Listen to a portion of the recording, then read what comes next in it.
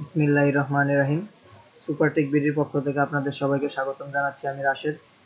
আজকে আমরা দেখব কিভাবে ডোমেন নেমের সাথে একটি এসএসএল সার্টিফিকেট অ্যাক্টিভ করতে হয়। তো এসএসএল সার্টিফিকেট অ্যাক্টিভ করার জন্য আমাদের অবশ্যই cPanel চলে আসতে হবে। তো cPanel আসার জন্য প্রথমেই আমাদের ডোমেন নেম দেওয়ার পরে হচ্ছে /cPanel দিবেন। cPanel দিয়ে যখন আপনি ইন্টারফেস করবেন তখন হচ্ছে আপনার ইউজার নেম এবং পাসওয়ার্ড চাইবে। ইউজার নেম এবং পাসওয়ার্ড দিলেই হচ্ছে আপনি আপনার cPanel লগ ইন হয়ে যাবেন। তো লগ ইন হওয়ার পরেই আপনারা এখানে দেখতে পাচ্ছেন যে Namecheap SSL নামে একটি অপশন রয়েছে। তো আমরা এখানে ক্লিক করব।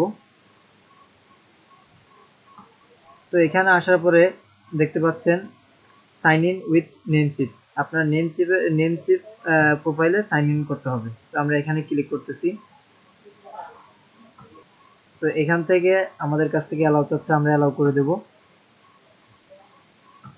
তো অ্যালাউ করার পরে দেখতে পাচ্ছেন এখানে হচ্ছে আমার এই যে এসএসএল সার্টিফিকেটটি এটা এখন নট অ্যাক্টিভেটেড ইয়েট।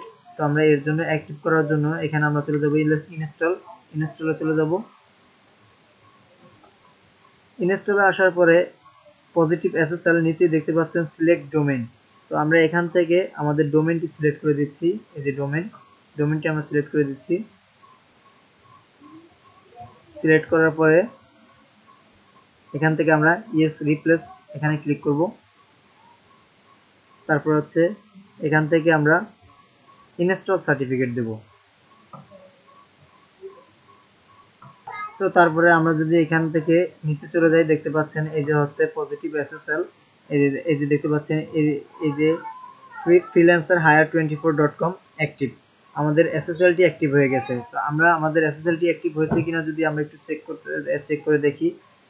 এখান থেকে আমরা আমাদের ডোমেন নেমটি কপি করব। কপি করে হচ্ছে এখানে আমাদের নিউ ট্যাব ক্রিয়েট করে এখানে সার্চ দেব।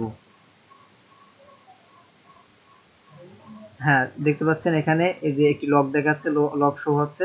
তার মানে আমাদের এসএসএল অ্যাক্টিভ হয়ে গেছে। এখন এখান থেকে যদি আমরা ফুল আমাদের ইউআরএলটা দেখি, এই যে দেখেন https যুক্ত হয়ে গেছে। যদি এসএসএল না থাকতো তাহলে শুধু থাকতো http। তার মানে এখন আমাদের এই ওয়েবসাইটটা 100% সিকিউর। তো আশা করি আপনারা বুঝতে পেরেছেন কিভাবে এসএসএল সার্টিফিকেট অ্যাক্টিভ করতে হয়। তো আজকে এই পর্যন্তই। সবাই ভালো থাকবেন, সুস্থ থাকবেন। আল্লাহ হাফেজ।